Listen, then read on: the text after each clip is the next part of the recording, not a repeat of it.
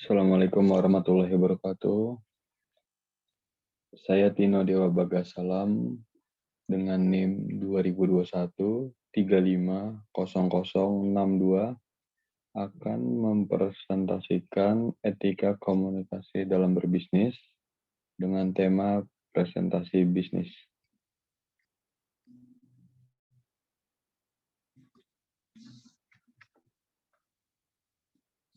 Presentasi sering dilakukan oleh para pimpinan puncak, manajemen, dan eksekutif perusahaan. Selain itu, para penjabat pemerintah, pengajar, pakar ilmu, konsultan, teknisi, dan bahkan sales juga mengerjakan tugas tersebut. Presentasi seperti ini lebih bermanfaat dibandingkan memorandum, laporan tertulis, atau surat, karena yang pertama adalah lebih efisien, yaitu menghemat waktu. Yang kedua, lebih efektif, dapat berdialog secara langsung. Yang ketiga adalah memiliki pengaruh yang lebih baik. Selanjutnya, bentuk presentasi dibagi menjadi dua. Yang pertama adalah berlangsung singkat. Berlangsung singkat yaitu biasanya waktunya antara 5-15 menit. Bentuk presentasinya seperti melaporkan perkembangan tugas, perkembangan pembicara dalam seminar. Selanjutnya, berlangsung lama. Waktu presentasi ini antara 1 atau 2 jam, bahkan lebih. Isi presentasi antara lain penjelasan laporan tahunan, rencana kerja, problem manajemen, perusahaan, training, atau seminar. Selanjutnya ada 3 macam tujuan presentasi menurut Profesor Herta Murphy. Yang pertama adalah tujuan informatif, yaitu bertujuan menyampaikan informasi atau pengetahuan tentang suatu hal kepada audiens. Misalnya adalah ceramah, training, atau seminar. Yang kedua adalah tujuan persuasif, yaitu merubah pendapat atau sikap para pendengarnya terhadap suatu hal. Misalnya, meyakinkan pimpinan untuk memperluas pasar dan sebagainya. Yang ketiga adalah tujuan menghibur, yaitu presentasi yang menyenangkan perasaan pendengarnya, terkadang diselipi humor, cerita. Misalnya, pemberian ucapan selamat pada ulang tahun. Profesor Richard Husserman dan John M. Penrose membagi tujuan presentasi menjadi 2 kelompok. Yang pertama adalah tujuan umum. Presentasi yang bertujuan untuk informatif, persuasif, dan menghibur. Yang kedua adalah tujuan khusus. Presentasi dilakukan dengan tujuan beraneka ragam sesuai dengan subjek yang dipresentasikan dan audiens yang menghadiri presentasi. Untuk selanjutnya, persyaratan menjadi seorang pembicara yang efektif ada 7 persyaratan agar dapat menjara di depan forum. Yang pertama adalah mengetahui tujuan presentasi dengan jelas. Yang kedua, menguasai subjek yang dipresentasikan. Yang ketiga, yakin bahwa subjek yang dipresentasikan bermanfaat.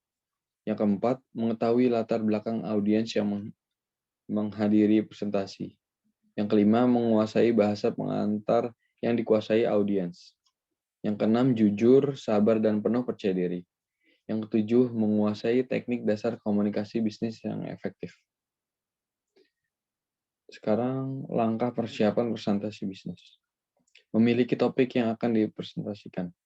Topik yang baik adalah yang berkaitan dengan latar belakang berpendidikan, pengalaman, profesi pembicaranya. Dalam hal ini, pembicara dianggap pakar dalam bidang tertentu. Selanjutnya, menganalisis audiens yang akan menghadiri presentasi. Jumlah peserta yang hadir, umur rata-rata peserta, profesi mayoritas peserta, latar belakang pendidikan peserta, sikap peserta terhadap topik tersebut, apa yang diharapkan menjadi pertemuan. Menyusun naskah presentasi. Mengumpulkan gagasan adalah mengumpulkan ide, data, dan informasi untuk dituangkan dalam naskah. Semakin dini gagasan, data dan informasi dikumpulkan, semakin besar pula kemungkinan pembicaraan pendapatan bahan masukan naskah yang berbobot. Mengetahui naskah presentasi yang baik terdiri dari 3 bagian, yaitu pengantar, inti naskah, ringkasan, dan kesimpulan.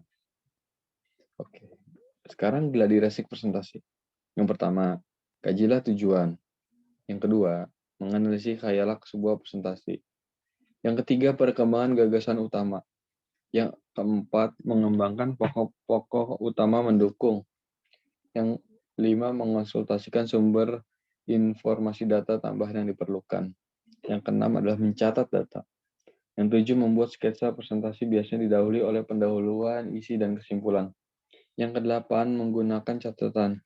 Yang kesembilan adalah latihan. 10, mengumpulkan umpan balik. Yang terakhir adalah gladi resik. Oke. Sekarang melakukan presentasi. Yang pertama adalah pembukaan presentasi. Pertama, untuk mempersiapkan audiens mendengarkan pembicaraan. Kedua, membangun minat agar pendengar mau mendengar presentasi sampai selesai. Presentasi inti terdiri dari 3 bagian, yakni pesan inti, pesan tambahan, dan pesan ilustrasi. Pembicara harus menguasakan audiens memberikan perhatian untuk pada presentasi inti. Menutup presentasi, usahakan agar audiens mengingat kata-kata penutup sampai jangka waktu yang lama. Yang terakhir adalah menanggapi pertanyaan. Menurut Jacqueline Dunkel, dengarkan semua pertanyaan dengan hati-hati dan penuh perhatian. Jawab dengan sikat, layani semua pertanyaan secara bersahaja tapi tepat. Miarakan penara yang menginterupsi, bersikap jujur. Selanjutnya adalah apa yang kita lakukan kalau kita demam panggung. Yang pertama, abaikan kegelisahan tersebut.